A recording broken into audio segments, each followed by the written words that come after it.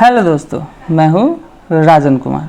आज हम लोग दो चर वाले रैखिक समीकरण के बारे में पढ़ने वाले हैं। ठीक है, ये क्या होता है, इसका एप्लीकेशन क्या होता है, इसका यूज कैसे करते हैं। ठीक है, अभी हम जितने भी चैप्टर है उसका क्या करते हैं, कंसेप्ट जान लेते हैं। अभी क्या करते हैं, सभी चैप्टर का कंसेप्ट जान लेते हैं। उसके बाद क्या करेंगे, जब सभी चैप्टर का कंसेप्ट समाप्त हो जाएगी, ख़त्म हो जाएगी, चैप्टर वाइज समाप्त हो जाएगी, इससे पहले आप प्ले लिस्ट में जाके हमारा जो मैथ और रीजनिंग का चैप्टर है आप क्या कर सकते हैं, डिस्कस कर सकते हैं। मैथ का सारे कंसेप्ट के साथ सारे टॉपिक को डिस्कस किया गया है। ठीक है, आप प्ले लिस्ट में चेकआउट कर सकते हैं और देख सकते हैं। अगर आप हमारे चैनल पर नए हैं तो आप सब्सक्राइब और शेयर भी कर सकते हैं। ठीक है, चलिए तो शुरू करते हैं आज का टॉपिक। ठीक है, आज का टॉपिक क्या है थोड़ा देखते हैं। पहले तो सूत्र का हम सब रिवीजन कर लेते हैं। जानते हैं a प्लस बी का होल स्क्वायर इक्वल टू क्या होता है, a प्लस बी का पहले a स्क्वायर होता है, उसके बाद b स्क्वायर होता है। प्लस है तो प्लस रहेगा, प्लस है तो सभी में क्या रहेगा, प्लस 2ab। प्लस है तो सभी में क्या रहेगा, प्लस रहेगा। अगर माइनस हुआ तो ये तो प्लस रहेगा, a square plus b square, लेकिन माइनस किस में हो जाएगा, माइनस 2ab हो जाएगा। ठीक है, समझ गए। चलिए, ऐसे ही बहुत सारे बीजगणित में हमारे फार्मूला है, उसको डिस्कस करते हैं आज। फर्स्ट फार्मूला आप डिस्कस कर लिए, सेकेंड फार्मूला वाली डिस्कस कर लिए। थर्ड फार्मूला क्या है, a प्लस बी का क्या है, whole cube. a plus b का क्या है, होल क्यू। कुछ नहीं, q है तो a क्यू लिखेंगे, उसके बाद क्या लिखेंगे, b क्यू लिखेंगे। कुछ नहीं लिखेंगे, क्या लिखेंगे, a क्यू लिखेंगे, उसके बाद b क्यू लिखेंगे। प्लस है ना, तो सभी में प्लस ही देंगे। 3 है तो 3 लिखेंगे, a है तो a स्क्वायर लिखेंगे इंटू b देंगे, प्लस 3 का 3 लिखेंगे। पहले a स्क्वायर दिए है तो आप क्या देंगे, b स्क्वायर देंगे, उसके बाद क्या लिख देंगे, a लिख देंगे। हमारा फार्मूला क्या हो गया, कंप्लीट हो गया। ठीक है, और a प्लस बी के होल क्यू का दूसरा फार्मूला क्या होता है, a प्लस बी के होल क्यू का दूसरा फार्मूला क्या होता है, कुछ नहीं, a प्लस बी है तो यहाँ पर a प्लस बी लिख देंगे। ठीक है, उसके बाद a प्लस बी का होल स्क्वायर क्या होता है, वही याद रखना है, a स्क्वायर।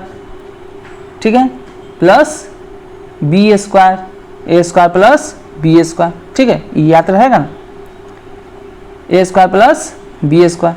ठीक है, तो इसका फार्मूला हम देखते हैं। दूसरा फार्मूला ए प्लस बी का होल क्यू का हम दूसरा फार्मूला क्या देखते हैं, तो बोले थे a cube plus b cube plus 3ab था, तो हम 3 को क्या कर सकते हैं, कॉमन कर सकते हैं। ए बी को क्या कर सकते हैं, कॉमन कर सकते हैं।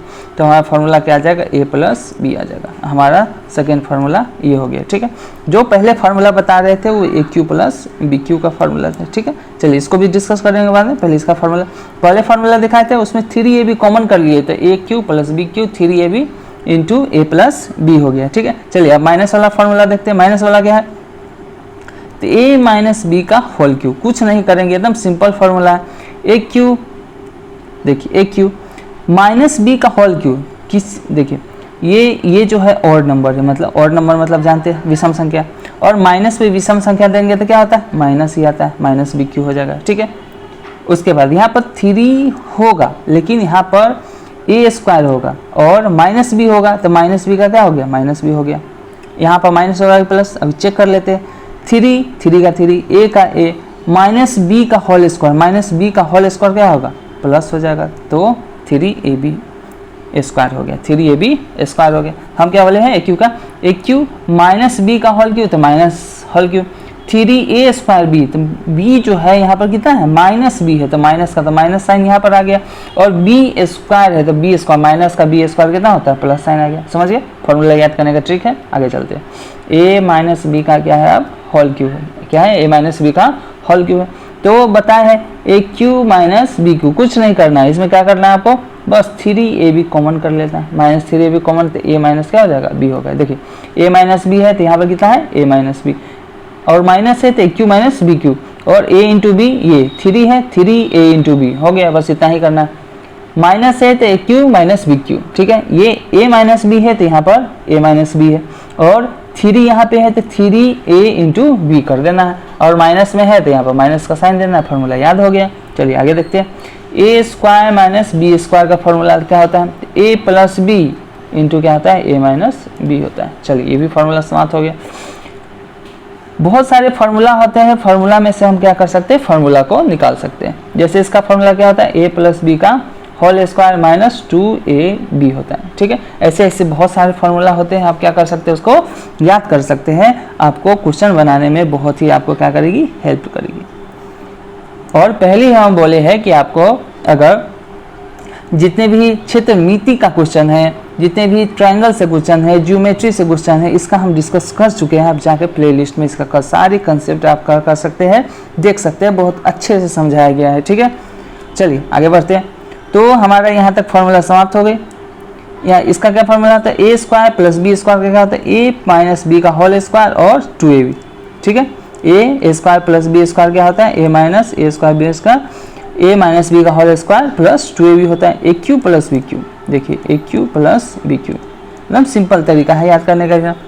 दोनों में क्या लगा हुआ है, प्लस लगा हुआ है तो हम प्लस लगा देंगे। दोनों में क्या लगा हुआ है, प्लस लगा हुआ है तो प्लस लगा देंगे। ए स्क्वायर प्लस बी स्क्वायर, ठीक है, a square plus b square. यहाँ पर प्लस है तो यहाँ पर क्या दे देंगे, माइनस ए बी। प्लस है तो क्या दे देंगे, माइनस ए बी दे देंगे। ठीक है, और यहाँ पर माइनस रहता तो क्या देते, प्लस ए बी दे देते, कुछ नहीं है। जैसे ए क्यू माइनस बी क्यू का फॉर्मूला, तो माइनस है तो यहाँ पर पहले माइनस देंगे, वही ए स्क्वायर प्लस बी स्क्वायर ही देंगे, और यहाँ पर माइनस है तो यहाँ पर क्या दे देंगे, प्लस दे देंगे। बस फॉर्मूला हमारा कंप्लीट हो गया। चलिए आगे देखते हैं। ये x प्लस ए है, कोई आपको देगा x प्लस ए और x प्लस बी, तो इसको कैसे लिखेंगे, तो कुछ नहीं, एक्स स्क्वायर, क्या लिखेंगे, एक्स स्क्वायर। दोनों प्लस में है तो यहाँ पर प्लस का साइन देंगे, x है तो x का साइन देंगे, और a प्लस बी को क्या करेंगे, जोड़ देंगे, plus a into b, plus क्या करेंगे, a इंटू बी। हमारा हो गया फार्मूला। जैसे हमारा x प्लस 2 दिया हुआ है और x प्लस 3 दिया हुआ, बोल रहा है इसको गुना करने के लिए सिंबल में, तो हम सब क्या करेंगे, पहले इसको गुना करेंगे, फिर इसको गुना करेंगे, ये 3 दिया हुआ, फिर इसको इससे गुना करेंगे, फिर इसको इससे गुना करेंगे। तो इससे बचने के लिए डायरेक्ट फार्मूला है एक्स स्क्वायर प्लस एक्स, क्या बोले हैं, इसको और इसको जोड़ दीजिए तो 5 आ गया, प्लस ये दोनों को क्या कीजिए, गुना कीजिए, 6 आ गया। ठीक है, तो क्या हो गया, एक्स स्क्वायर, ये स्क्वायर होगा, sorry, x square plus 5x plus कितना हो गया, 6 हो गया, सिंपल। चलिए आगे बढ़ते हैं। अब x माइनस ए और x माइनस बी का देखते हैं। ठीक है, x माइनस ए और x माइनस बी का देखते हैं कैसे होगा। तो कुछ नहीं, इसमें भी x का एक्स स्क्वायर लिखेंगे, माइनस है तो माइनस का साइन लगाएंगे, माइनस है तो माइनस का साइन लगाएंगे, और x लिख देंगे, यहाँ पर क्या लिखेंगे, a प्लस बी लिख देंगे। ठीक है, माइनस, दोनों में अगर माइनस है तो माइनस का साइन लगाएंगे, ठीक है, और a प्लस बी। और देखिए ये माइनस ए और ये माइनस बी, माइनस माइनस को गुना करेंगे तो प्लस आ जाएगा, प्लस कितना हो गया, ए बी। जैसे आपको हम दिखाते हैं एग्जाम्पल, x माइनस 2 है और x माइनस क्या है, 3। देखिए x माइनस एक्स स्क्वायर हो गया, एक्स स्क्वायर हो गया, माइनस बोले थे माइनस एक्स देने के लिए, और इस दोनों को जोड़ देने के लिए 5 हो गया, प्लस इस दोनों को क्या किए थे, गुना कर दिए थे, 6 हो गया। तो हमारा क्या आ गया, x square minus 5x plus 6 हो गया। बस इतना सिंपल सा। चलिए उसके बाद है a cube plus b cube plus c cube का फॉर्मूला, माइनस 3abc। बस इतना ही, a cube plus b cube plus c cube minus 3abc का फॉर्मूला क्या है, तो a प्लस बी प्लस सी।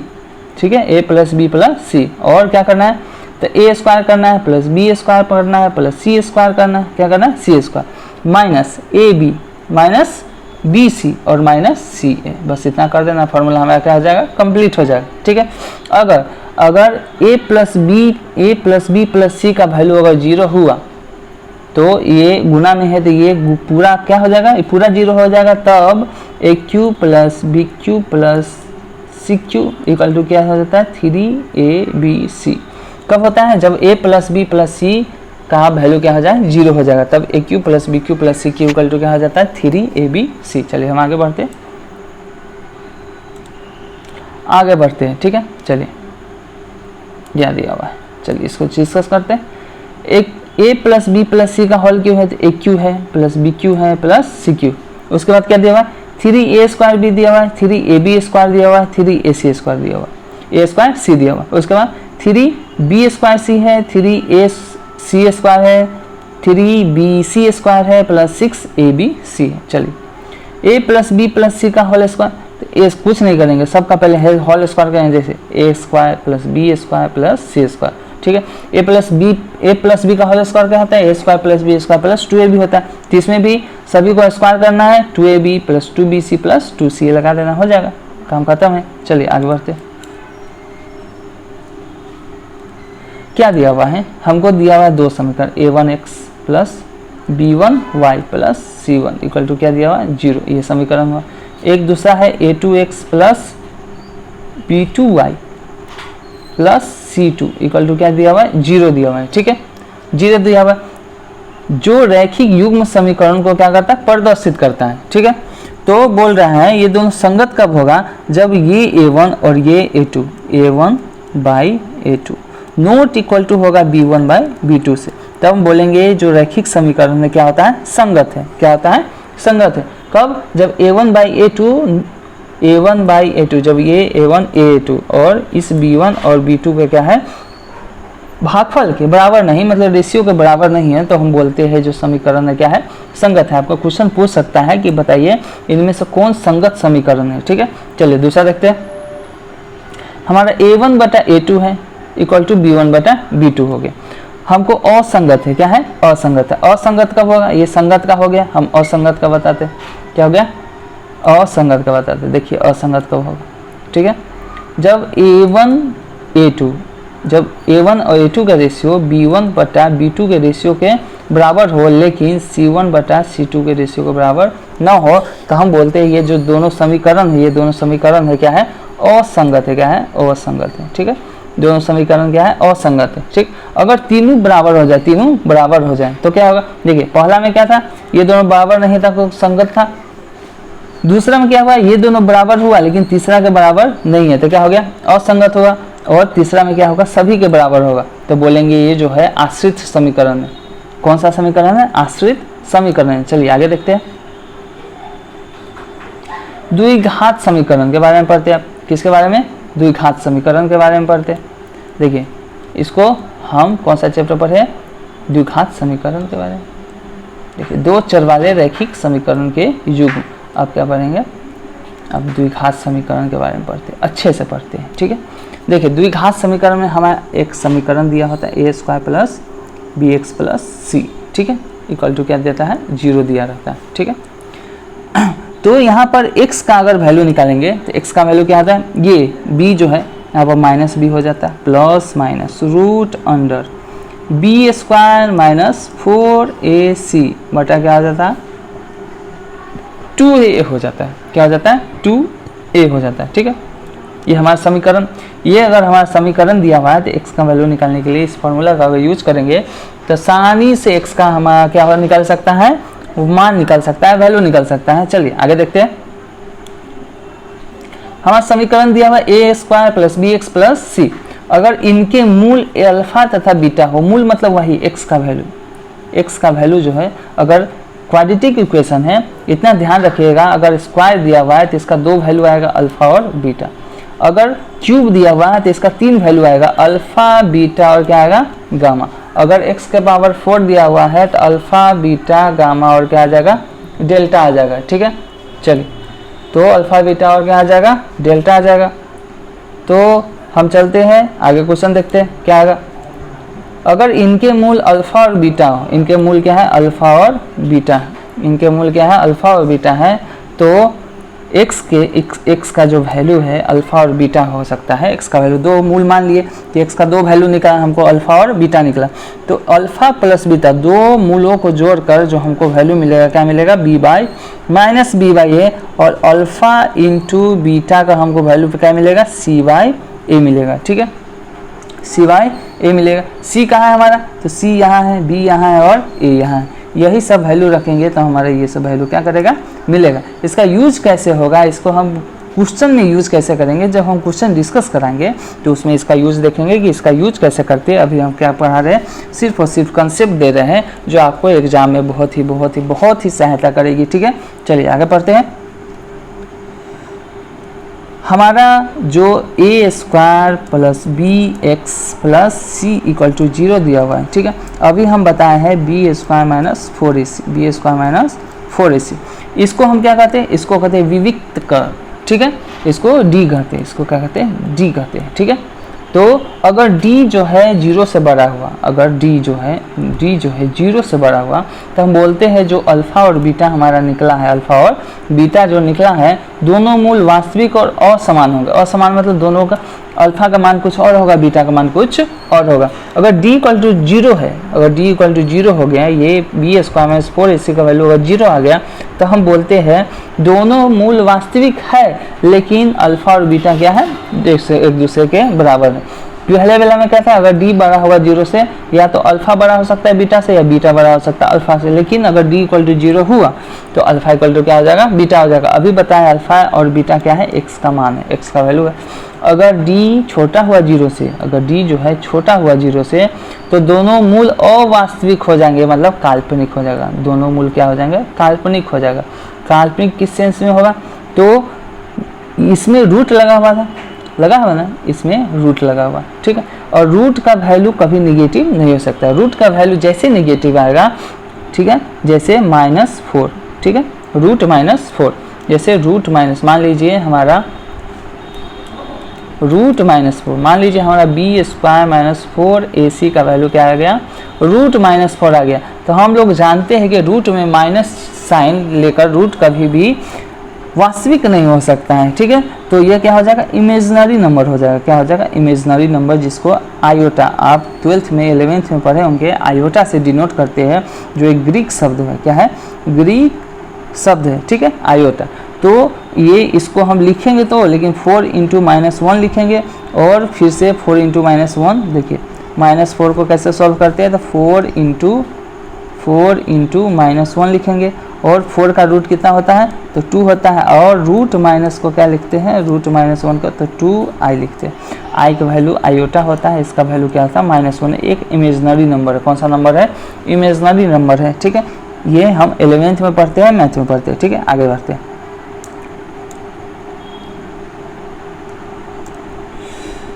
अगर हो गया a के पावर m है इंटू a के पावर क्या है, n।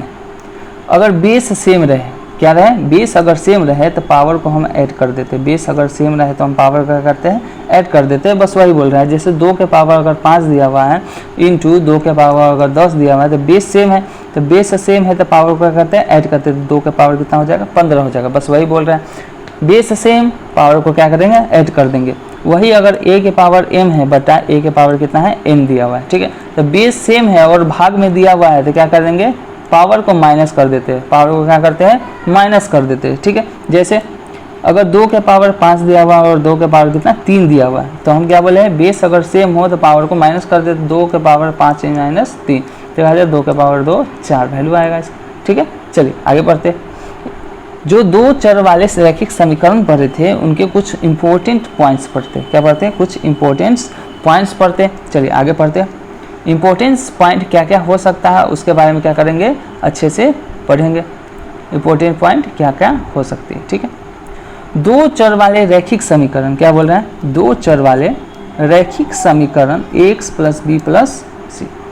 x रैखिक समीकरण का मतलब होता है, इसमें पावर क्या हो जाएगा, 1 हो जाएगा। रैखिक समीकरण का मतलब x का पावर y का पावर कितना होगा, 1 होगा। अगर पावर 1 हो गया तो रैखिक समीकरण, और यही पावर 2 हो जाएगा, क्या हो जाएगा, द्विघातीय समीकरण हो जाएगा, ठीक है। हल अगर x y है, मतलब अगर x y का कुछ वैल्यू निकलता है, तो इस समीकरण को निरूपित करने वाली रेखा के एक बिंदु के संगत होता है। मतलब एक्स वाई का कोई भी वैल्यू निकले, अगर इसमें हम पुट कर दिए तो हमेशा क्या आएगा, 0 ही वैल्यू आएगा। एक्स और वाई का वैल्यू इसमें अगर पुट कीजिए, कुछ भी आएगा, तो हमेशा रैखिक समीकरण का वैल्यू क्या आता है, 0 ही आता है। चलिए आगे बढ़ते हैं। 2 चर एक्स और वाई है, 2 चर क्या है, एक्स और वाई। हमारा समीकरण है, क्या समीकरण है, हमारा समीकरण है a1x, क्या समीकरण है, a1x प्लस b1y प्लस क्या है, c1 इक्वल टू क्या है, 0, ठीक है। a2x plus b2y plus c2 equal to क्या है, 0। ये 2 समीकरण है हमारा। तो 2 समीकरण है, और अगर ये 2 समीकरण रैखिक समीकरण है, तो हमेशा a1 a2 b1 b2 c1 c2 हमेशा वास्तविक संख्या ही होनी चाहिए, ठीक है। और a1 का स्क्वायर क्या कर रहा है, a1 square plus b1 square कभी भी 0 नहीं होना चाहिए। a2 स्क्वायर प्लस b2² कभी भी 0 नहीं होना चाहिए, ठीक है। अगर ये 0 होगा तो ये कभी भी दोनों एक रैखिक समीकरण युग्म नहीं कहलाएंगे। क्या नहीं कहलाएंगे? रैखिक समीकरण युग्म नहीं कहलाएंगे। चलिए इस पे और कैसे कैसे कंसेप्ट आते हैं उसके बारे में क्या करते हैं, डिस्कस करते हैं, ठीक है। बोल रहा है दो चर वाले रैखिक समीकरण का व्यापक रूप जो होता है ax प्लस by प्लस क्या होता है c इक्वल टू 0, जहाँ a नॉट इक्वल टू 0 और a नॉट इक्वल टू 0 और b नॉट इक्वल टू 0 होता है। आप ही मान लीजिए अगर a का वैल्यू हम 0 रख दिए, b का वैल्यू हम 0 रख दिए, तो ये 0 हो जाएगा और ये 0 होगा, c इक्वल टू क्या आएगा, तो 0 कभी कांस्टेंट 0 नहीं हो सकता, ठीक है, कभी कांस्टेंट 0 नहीं हो सकता है। इसलिए बोल रहा है कि आप रैखिक समीकरण लिखते वक्त यह ध्यान रखिएगा a का वैल्यू कभी 0 और b का वैल्यू कभी 0 नहीं रखना है, ठीक है। चलिए आगे बढ़ते हैं। बोल रहा है बीजगणितीय विधि में निम्न प्रमुख विधियों का प्रयोग किया जाता है, ठीक है।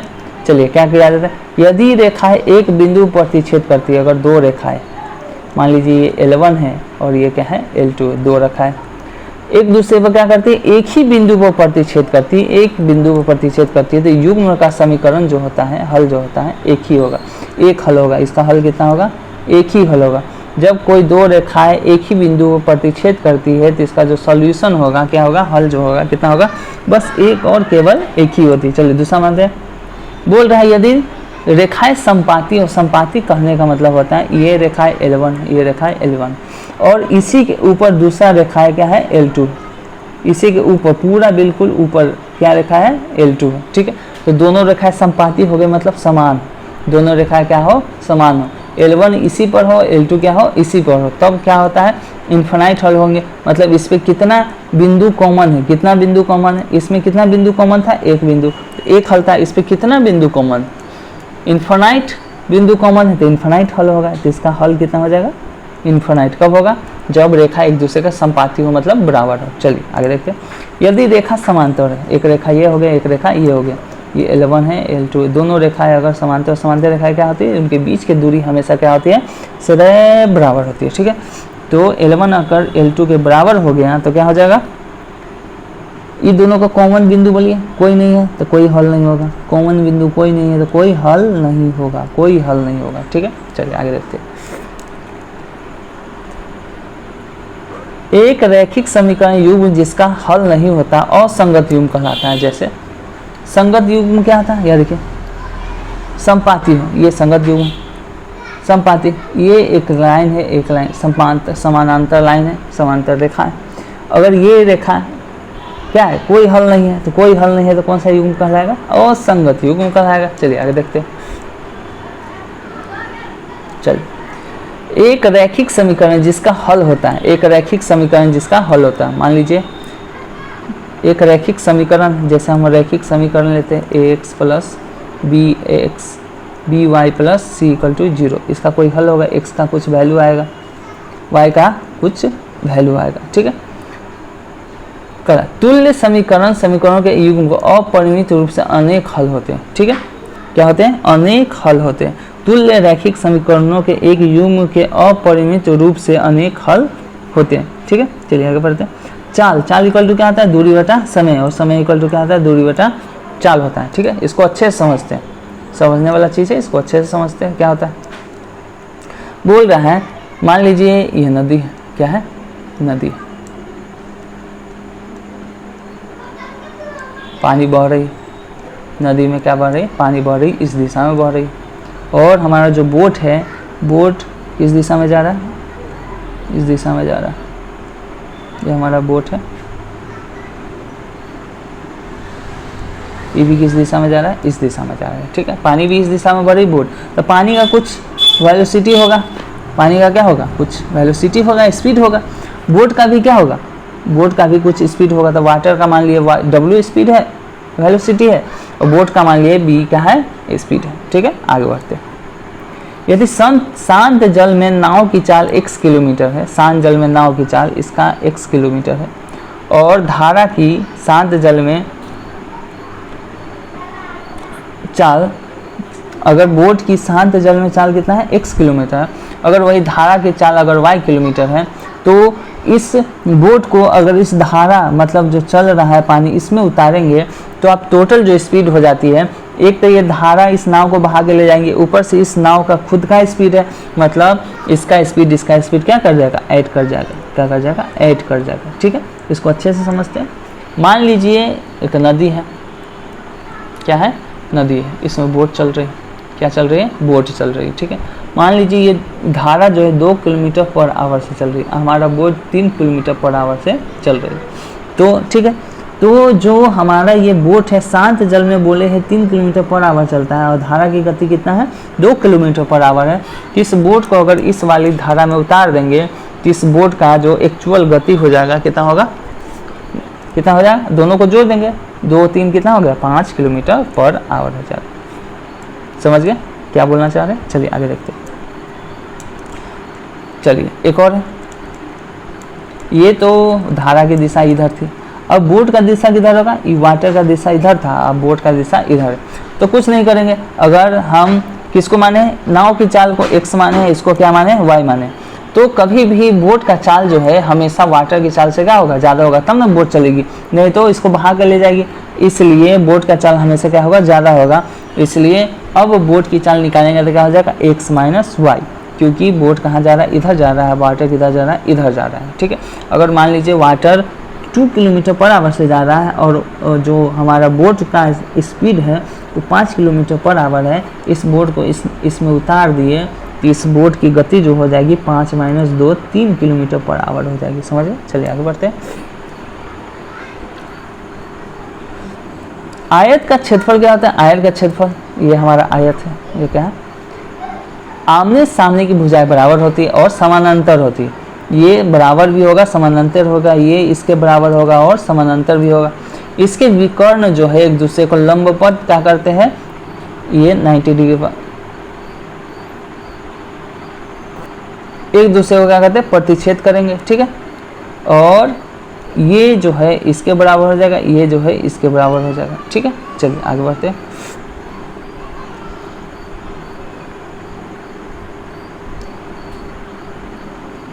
तीनों त्रिभुज के कोणों का योग कितना होता है, 180 डिग्री। तीनों त्रिभुज के कोणों का योग कितना होता है, ये हमारा त्रिभुज है, ये और ये तीनों कोणों का, ये एक्स है, वाई है और इसको जेड मान लीजिए, तीनों को जो अगर जोड़ देते हैं तीनों कोणों का योग कितना आ जाता है, हमको 180 डिग्री आ जाता है। ठीक है, चलिए त्रिभुज के तीनों कोणों का योग कितना होता है, 180 डिग्री, याद कीजिएगा। चतुर्भुज के चारों कोनों के अंतः कोनों का योग कितना होता है, तो 360 डिग्री। ये दोनों 180, ये दोनों 180, कितना हो जाएगा, 360 डिग्री। या ये दोनों 180, ये दोनों 180, कितना हो जाएगा, 360 डिग्री। ठीक, कहने का मतलब ये दोनों कोनों का योग 180 होता है, ये दोनों कोनों का योग क्या होता है, 180 होता है। कब, जब चक्रीय चतुर्भुज होगा। चलिए आगे बढ़ते हैं। वैसे इसमें कितना है, 90 डिग्री, 90 डिग्री, 90 डिग्री और 90। आयत में कितना होता है, 90 डिग्री होता है। समीकरण का प्रत्येक हल उसको निरूपित करने वाली रेखाएं स्थिर पर बिंदु होती है। समीकरण का प्रत्येक हल, ये समीकरण, 2 समीकरण, इसका जो हल है कहाँ होती है, इसकी रेखाएं पर ही स्थित होती है। समीकरण का जो हल होता है उसको जो प्रदर्शित करने वाली बिंदु होती है दोनों रेखाएं पर ही क्या है, स्थित होती है। जैसे समांतर है, इसका कोई हल नहीं है, इसका कोई हल नहीं है तो कोई बिंदु है, कोई बिंदु नहीं। ये एक रेखा है और इस पे फिर से एक और रेखा है, तो कितना बिंदु, अनंत बिंदु है। मतलब इसका जो हल होगा क्या होगा, अनंत होगा। इसका जो हल होता है क्या होता है, अनंत होता है। चलिए आगे देखते हैं। 2 रेखाएं एक दूसरे को एक बिंदु पर प्रतिच्छेद करे तो अद्वितीय हल संभव है। क्या बोल रहे हैं, 2 रेखाएं, एक रेखा, 2 रेखा एक दूसरे को एक बिंदु पर प्रतिच्छेद करती है तो एक अद्वितीय हल संभव है।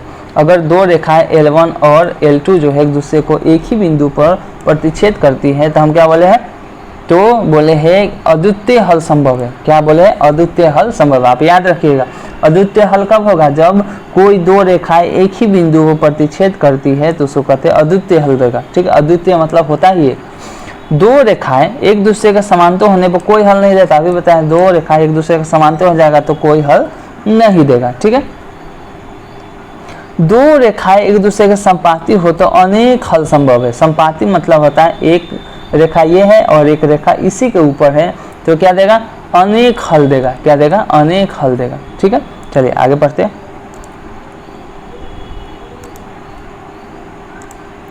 अगर व्यापक समीकरण a1x b1y c1 और a2x b2y c2 = 0 है, ठीक है। अद्वितीय हल मतलब जब ये दोनों कट करेगा, जब ये L1 है और क्या है L2 है, ठीक है। ये दोनों का समीकरण दिया, पहला का समीकरण और दूसरा समीकरण, इसी रेखा का समीकरण दिया हुआ है। अगर a1 बटा a2 not equal to b1 बटा b2 हुआ, ठीक है। हमारा a1 यहाँ है, b1 यहाँ है, a2 यहाँ है, b2 यहाँ है। अगर a1 बटा a2 हम करके देखेंगे, कोई समीकरण दिया हुआ पूछेगा इसका अद्वितीय हल है या नहीं, तो हम a1 बटा a2 करेंगे और b1 बटा b2 करेंगे। अगर दोनों एक दूसरे के बराबर नहीं हुआ तो हम बोल देंगे क्या है, अद्वितीय हल है, मतलब इसका एक ही हल होगा। कितना हल, एक ही हल होगा। चलिए आगे बढ़ते हैं। अगर दो रेखाएं हमको a1 बटा a2 दिया हुआ, b1 बटा b2 दिया है और c1 बटा c2, अगर तीनों का तीनों बराबर हो जाए, हम पहले a1 a2 का वैल्यू निकालेंगे, फिर b1 बटा b2 का वैल्यू निकालेंगे, बाद c1 बटा c2, और तीनों बराबर हो गया तो हम बोलेंगे क्या है, अनेक हल है। मतलब अनेक हल मतलब समपाती रेखा है, मतलब एक रेखा यही है और दूसरा रेखा भी कहाँ है, इसी पर है। ठीक है, L1 भी है और L2 भी, तो हम बोलेंगे क्या है, अनेक हल है, अनंत हल है। ठीक है, चलिए अगले पढ़ते। आगे क्या है, अगर वही देखिए पहले a1 बटा a2 not equal to b1 बटा b2 था तो अद्वितीय हल था। अगर तीनों बराबर हो जाए तो क्या हो जाएगा, तीनों बराबर हो जाए तो अनेक हल होगा। अगर दो बराबर हो जाए, a1 बटा a2 बराबर हो गया किसके, b1 बटा b2 के, अगर ये नहीं बराबर है c1 बटा c2 के, तो बोलते हैं कोई हल नहीं होगा। मतलब एक दूसरे क्या होगी, समांतर रेखाएं होगी।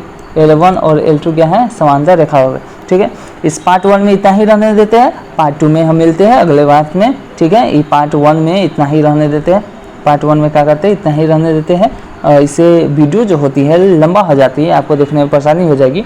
ठीक है, इसलिए पार्ट 1 में इतना ही रहने देते हैं और अगले पार्ट में हम जल्द ही मिलेंगे। ठीक है, ठीक है, ठीक है। और आप हमारे प्लेलिस्ट को क्या कर सकते हैं, चेकआउट कर सकते हैं। ठीक है, आप देखने के लिए उस पर जितने भी क्षेत्रमिति है, त्रिकोणमिति है, त्रिकोणमिति अनुपात है, सर्किल है, ठीक है, वृत्त है, ट्रायंगल है, चतुर्भुज है, सभी के बारे में क्या किया गया, बहुत अच्छे से डीपली कंसेप्ट से समझाया गया है। आप उसको जाके क्या कर सकते हैं, देख सकते हैं। ठीक है, चलिए टेक केयर, धन्यवाद।